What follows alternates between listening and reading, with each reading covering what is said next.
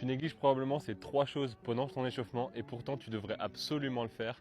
Laisse-moi te montrer ces 3 choses et te donner des petits conseils. La classique que je vois le plus souvent, c'est s'étirer avant de partir, mais s'étirer de manière statique. C'est-à-dire que vous allez prendre votre jambe, vous étirez comme ça, attendre et rester complètement passif. Ça va pas vous aider à vous échauffer, votre température musculaire elle va pas monter. Donc laisse-moi te montrer comment t'échauffer en faisant des étirements qu'on appelle activo-dynamiques. Donc par exemple pour le quadriceps, on fait pareil, on tire pendant 3 secondes et on pousse dans sa main comme si vous alliez partir. Pousse dans sa main pendant 3 secondes et on relâche. Et ça on peut le faire sur les 2 côtés, 3 fois par jambe et ça échauffera beaucoup mieux. Et ça vous pouvez le faire pour tous les groupes musculaires.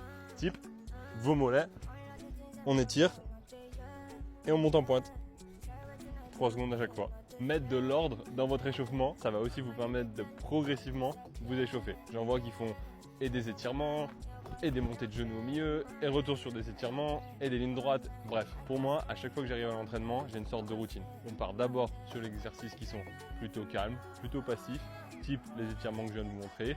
Derrière des choses un peu plus actives, comme par exemple des gammes, et vous pouvez terminer par des lignes droites qui reproduisent la course à pied. Ça fait vraiment 3 étapes, passif, plus actif et ligne droite par exemple.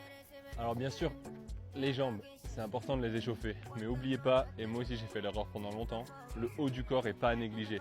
Que ça soit l'activation au niveau de vos abdos, que ça soit vos bras, votre dos, vos épaules, vous allez utiliser tout ça en courant. Donc négligez pas de faire un petit échauffement haut du corps avant de partir. Alors je sais qu'il y en a beaucoup d'entre vous qui s'échauffent uniquement ou font des exercices d'échauffement avant de partir sur une séance, et moi le premier, ça m'arrive souvent.